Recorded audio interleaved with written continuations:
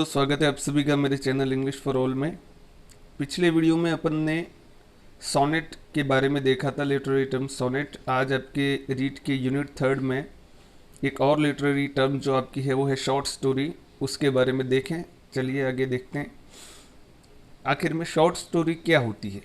ठीक है, बहुत छोटा वीडियो है दोस्तों, शॉर्ट स्टोरी के बारे में कुछ ज़्यादा चीज़ें हैं नहीं। तो शॉर्ट स्टोरी किसको कहते हैं अपन? तो ये कह सकते हैं कि short story is a brief fictional work. Short story क्या होती है?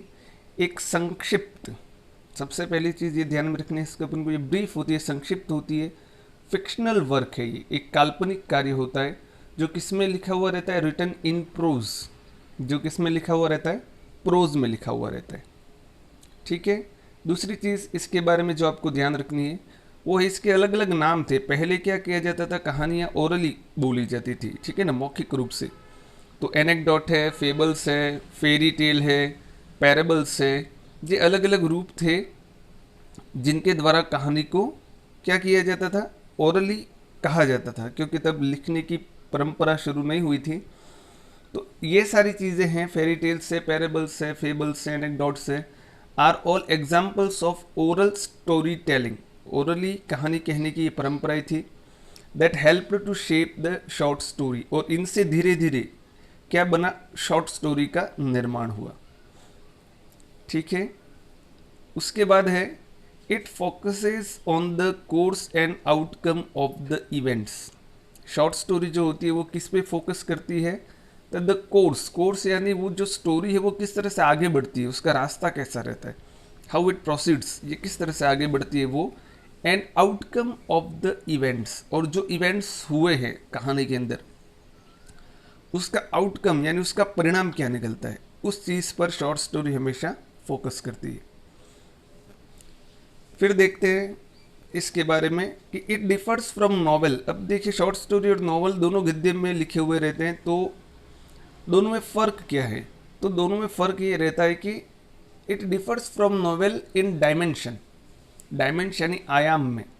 आपने देखा होगा आयाम यानी चाहे करेक्टर्स देखो, पात्र देखो, समय के बारे में देखो, वो सारी चीज़ें आयाम कहलाती है। तो आयाम के मामले में शॉर्ट स्टोरी जो होती है वो नॉवेल से अलग होती है। और इसी आयाम को एरिस्टोटल जो था, जो क्रिटिक थे बहुत बड़े, उन्होंने मैग्नीट्यूड नाम दिया था। ठीक है ना, उन्होंने उस चीज़ को डायमेंशन को क्या नाम दिया था? मैग्नीट्यूड। तो उन्होंने कहा था कि मैग्नीट्यूड के रूप में शॉर्ट स्टोरी जो होती है वो नॉवेल से अलग होती है। ठीक है। नेक्स्ट पॉइंट जिसको जो आपको ध्यान में रखना है वो है इट हैज़ लिमिटेड करेक्टर्स। क्या होता है? शॉर्ट स्टोरी के अंदर जो पात्र होते हैं वो क्या होते हैं? सीमित होते हैं। नॉवेल के अंदर पात्र बहुत ज़्यादा होते हैं, शॉर्ट स्टोरी में पात्र जो होते हैं वो सीमित रहते हैं। और शॉर्ट स्टोरी को एक और नाम भी दिया गया है, टेल। इसको अपन टेल भी कहते हैं। फिर है it focuses on single subject और थीम। शॉर्ट स्टोरी के अंदर क्या होता है? विषय वस्तु या थीम जो होती है, भाव जो होता है वो होता है सिंगल होता है। यानी एक कहानी के अंदर आप ऐसा नहीं देखोगे कि 4-5 कहानियाँ अंदर मिक्स हों। लेकिन अगर आप एक नॉवेल देखोगे तो उसमें आप देखोगे कि हो सकता है वहाँ पर 3-4 लोगों की कहानियाँ उसके अंदर साथ साथ पैरेलल चलती रहती है। लेकिन शॉर्ट स्टोरी में ऐसा नहीं होता, उसके अंदर सिंगल सब्जेक्ट होता है, सिंगल थीम होती है। और दूसरी चीज़ जो आपको ध्यान में रखनी है, इसकी वर्ड पावर या कहते हैं लेंथ जो होती है, वर्ड लिमिट जो होती है वो मैक्सिमम 1600 से 2000 वर्ड्स तक होती है। ठीक है ना। इट रे length range from 1600 to 20,000 words. ठीक है। ये सारी चीज़ें दोस्तों हिंदी में मैं आपको बता देता हूँ, थोड़ा सा आपको याद करने में आसानी रहेगा। तो लघु कथा गद्य में लिखा हुआ एक संक्षिप्त एवं काल्पनिक कार्य होता है। Anecdote, fables, fairy tales and parables ये सब मौखिक रूप से कहानी कहने की विधाएं थी जिन्होंने लघु कथा को वर्तमान रूप दिया। लघु कथा में घटना के प्रवाह एवं परिणाम पर ध्यान केंद्रित किया जाता है। लघु कथा उपन्यास से आयाम, जिसे एरिस्टोटल ने मैग्नीट्यूड नाम दिया था, से अलग है।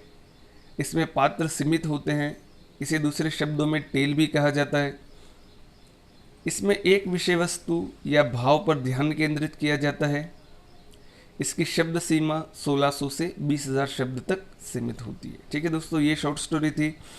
इन सब के बारे में आप चिंता मत कीजिएगा दोस्तों, में क्वेश्चंस एक्सरसाइज अपन करेंगे बहुत अच्छी। अगर आपको ये वीडियो मेरा पसंद आया हो तो इसे लाइक कीजिएगा, और मेरे चैनल को अब तक सब्सक्राइब नहीं किया तो इसे ज़रूर कर लीजिएगा। चलिए मिलते हैं अगले वीडियो में। तब तक के लिए व्यस्त रहिए, मस्त रहिए और पढ़ते रहिए। Okay, thank you.